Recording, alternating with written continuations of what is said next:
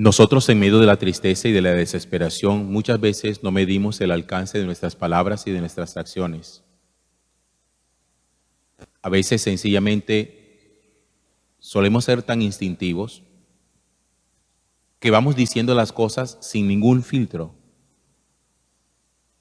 sin ninguna reflexión.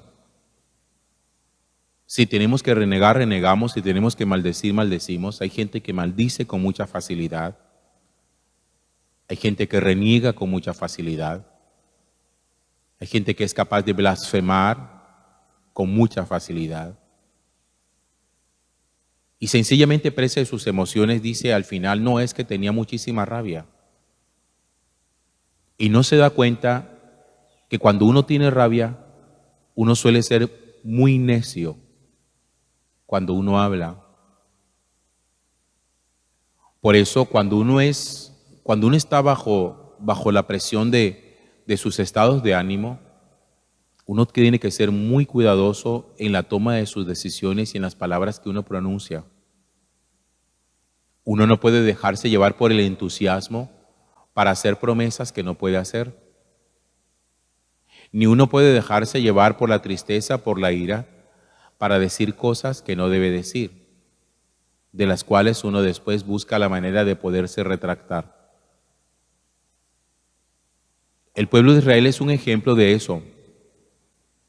Un pueblo que permanentemente vivía presa de sus emociones. Cuando estaban contentos, eso bailaban, danzaban, gritaban, alababan, ofrecían sacrificios a Dios. Cuando estaban tristes o estaban enojados o estaban frustrados, renegaban, maldecían, idolatraban. Y eso fue lo que muchas veces le llevó a ellos el tener que acarrear el peso de sus propias palabras y las consecuencias de sus propias palabras. Yo creo que hay algo que no debería nunca perderse cuando uno tiene irascibilidad, y es la cordura. Nosotros decimos que la ira lo ciega a uno. No debería ser así. Porque nosotros no somos animales, nosotros somos seres racionales. Y aún en medio de la ira que puede estar, no se puede perder la cordura. Miren otro episodio hoy de frustración y de rabia de los israelitas. Los israelitas tuvieron muchos episodios de frustración y de rabia. Un día, porque eran esclavos, andaban desesperados y gritando. Otros días, porque los condujeron al desierto, andaban desesperados y gritando. Otro día, porque les faltaba agua, lo mismo. Otro día, porque les faltaba comida, lo mismo. Tuvieron comida y empezaron a disfrutar del maná, y entonces se hartaron del maná, estaban aburridos del maná, y empezaron también a renegar y a maldecir porque comían maná. Como cuando en la casa ponen huevo con frecuencia y dicen, otra vez, pues que no hay más. Quiero otra cosa, vaya y trabaje.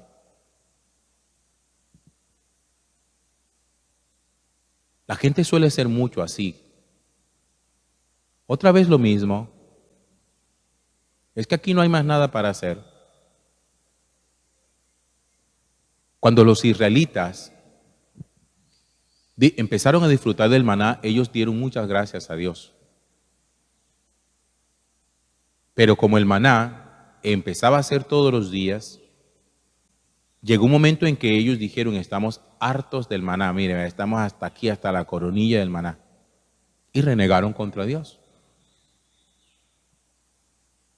Oye, en el libro de los Números, en el capítulo 21, dice que los israelitas volvieron a renegar y le dijeron a Moisés, ¿por qué nos has sacado de Egipto para morir en el desierto? Alguna vez lo decía yo, hasta desagradecidos son, porque cuando ellos salieron de Egipto, ellos habían pedido a Dios que les enviara a alguien que los sacara de Egipto. Moisés no sacó a los israelitas de Egipto a la fuerza. Ellos habían orado a Dios. Así como cuando hay gente que le pide al Señor que lo saque de una situación, pero cuando ve que el asunto se pone templado, cree que es mejor haber estado o seguir estando como estaba antes. ¿Por qué nos has sacado de Egipto y nos has traído para morir en el desierto? No tenemos pan ni agua y nos da náuseas. Miren cómo lo dice, ese maná sin sustancia, ese maná que todos los días comemos, nos da náuseas, tenemos ganas de vomitar. Y dice la Sagrada Escritura que entonces empezaron a aparecer serpientes que los mordían y murieron muchos en Israel por las mordeduras de las serpientes. Las serpientes no pican, pican las abejas. Entonces el pueblo se dio cuenta de que había nuevamente blasfemado contra el nombre de Dios y que estaban pagando las consecuencias de ser desagradecidos, de ser irreverentes, de ser groseros. Y vuelven otra vez donde Moisés y le dicen: reza al Señor para que el Señor no nos quite esta plaga de serpientes. Y fíjense que el Señor manda a hacer una cosa que es extraña. Manda a hacer una serpiente de bronce. ¿Ustedes recuerdan cuál fue uno de los grandes pecados que Israel cometió contra el Señor? El haber construido un becerro de metal y haberlo adorado. Y es extraño porque ahora el Señor les dice a ellos que hagan una serpiente de bronce. Y entonces uno aquí queda como pensando, bueno, el Señor prohíbe hacer imágenes y adorarlas. Y castigó al pueblo por haber construido el becerro de metal. Pero ahora le pide construir una serpiente de bronce, una imagen. Entonces uno dice, ¿cómo explica uno esto? Por un lado, prohíbe hacer imágenes y por otro lado, él mismo manda a hacer una imagen. O se puede o no se puede.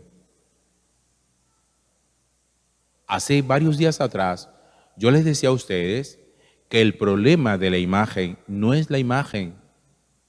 El problema de la imagen es su significado. Porque el becerro de metal que ellos hicieron tenía un significado. Era la representación de su Dios. En cambio, la serpiente de bronce, cuando Dios la mandó a construir, no la hizo como representación suya, ni la hizo para que el pueblo la adorara. Le dijo simplemente que la mirara. Y que mirara la serpiente de bronce es una manera de decir: revisa cuál es el origen de tus males, porque eran serpientes los que los estaban mordiendo, y es una serpiente de bronce que ellos tenían que mirar. Uno muchas veces, para descubrir el origen de su mal, de su desgracia, tiene que mirar el origen de su actitud. ¿Dónde empiezan las cosas a degradarse dentro del corazón? Porque hay una degradación paulatina en el corazón de los individuos. La idolatría no aparece por arte de magia en la vida de ninguna persona. El camino de la idolatría suele ser largo, porque el camino de la idolatría es un camino de desafección, de desafecto, de perder el afecto, perder el amor a Dios, para empezar a depositar su amor en otra persona. Como las infidelidades esponsales. Los adulterios no aparecen por arte de magia. Empiezan en un camino de desafección, desafecto. perder el afecto, perder el cariño. Por ahí empieza. Uno empieza a ser idólatra cuando empieza a dejar de querer, aunque no se haya acostado con otra persona. Uno empieza a ser adúltero cuando empieza a dejar de querer, aunque no esté con nadie. Ahí empieza el camino de adulterio. Así empieza también el camino de la idolatría. Y entonces el Señor les dice, miren la serpiente, vuelvan al origen de su mal. ¿Qué es lo que ha pasado dentro de ustedes que los llevó a la mordedura de las serpientes y que finalmente ustedes lo que han hecho es tener una relación conmigo inestable, donde un día se levantan queriéndome, amándome y adorándome, y otro día se levantan renegando contra mí? En la vida nuestra con Dios hay mucho de eso. Hay días que nosotros nos sentimos en el mismísimo cielo y hay días en que nos sentimos en el mismísimo infierno. Hay días en que sentimos que Dios es la única maravilla de nuestra vida y hay días en que sentimos que no queremos saber nada de Él. Porque todo depende de cómo nos vaya. Y ahí es donde el Señor llama nuestra atención. Por eso siempre hay que mirar el origen de las cosas. Esto, ¿dónde empezó? Y la serpiente, en principio, es una remembranza de dónde empezaron las cosas. Ya después, posteriormente, Jesús va a hacer una alusión a ese levantamiento de la serpiente para hablar de Él mismo. Así va a decir Jesús en el Evangelio de San Juan, así como Moisés levantó en alto la serpiente para que todo el que la viera quedara curado, asimismo tendrá que ser levantado en alto el Hijo del Hombre para que todo el que lo ve y cree en Él tenga vida eterna.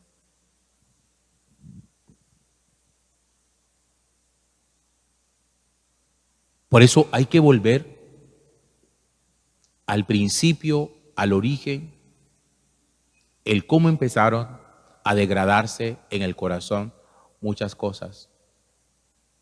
Cómo se degradó nuestro afecto, nuestro cariño. Cómo empezó el desafecto, cómo empezó la pérdida del cariño y de amor por la gente, por la familia. ¿En qué momento empezó nuestra vida a declinar? Hay que descubrir el origen. Gloria al Padre y al Hijo y al Espíritu Santo.